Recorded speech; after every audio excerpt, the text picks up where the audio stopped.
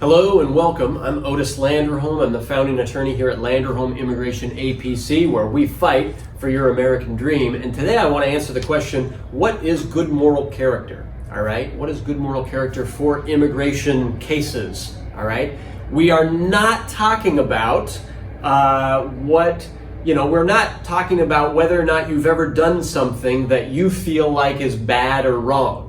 All right, that's not what we're talking about. Maybe you lied to your kids once and you feel like you did something that was bad and wrong because you told them that it was unhealthy to swim in the lake when really you just didn't want to deal with drying them off afterwards or having them wet in your car or something like that.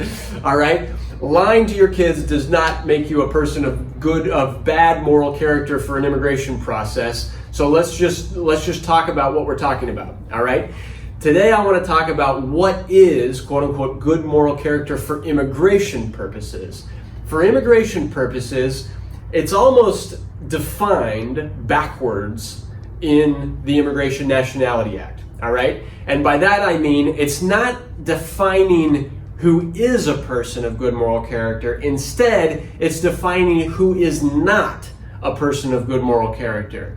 And basically, there are just certain things that if you avoid them, you'll be fine. All right? There are certain things where, it's best to avoid them. For example, certain arrests. Immigration law has a term of art called a crime involving moral turpitude. All right? If you have one of those, then you will be found to not have good moral character. All right? Or it will affect, that's a better way to say it, it will affect your eligibility for a benefit that requires a showing of good moral character. You'll have to rebut against that. All right? So crimes involving good moral character. There's lots of other crimes of domestic violence, crimes, drug offenses, things like that can affect your ability to show good moral character. Some of those crimes can also affect other things, right? They could just flat out make you deportable or flat out inadmissible. So if you've got any of those, you want to talk to an immigration attorney. You want to talk to a specialist who really knows how to handle cases that are complex, all right? And if you've been an alcoholic, if you've been a serious gambler, if you've derived your income principally from gambling, if you owe taxes, back taxes, alimony, child support, things like that, and have not paid those debts, those are things that can also affect the analysis of good moral character.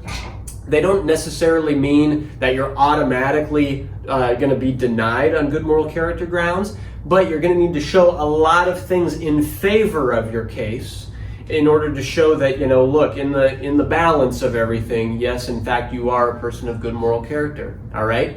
We're going to be putting together a monthly seminar on this topic, and so you can check those out. Maybe we've done it yet, maybe we haven't done it yet, depending on when you're seeing this video. But look for it if you want a lot more in-depth information on what is and what isn't good moral character. All right? I hope this was useful. Basically, if you've got any of those issues, anything where you are owing a lot of money to the federal government and you're not on a payment plan paying it, or you've been arrested for something that's a crime involving moral turpitude, or something that you're not even sure how it's going to affect you in your immigration case, or you've had multiple DUIs in the past, or you've been an alcoholic in the past. You're going to want to talk these through with your immigration lawyer so that you can explain it to immigration in a way that's still going to get your case approvable. And you're also going to want to think about, okay, what steps can you take now to maximize your chances of success so that you can win your case and get on with your life. All right? So thank you very much for watching this. I hope it was helpful. Please subscribe to our channel here or like the video if it was helpful. If you have any questions about any of this, please contact our office. We are here to help. All right? So thank you very much. I'm Otis Landerholm, Landerholm Immigration A.P.C, where we fight for your American dream. Thank you.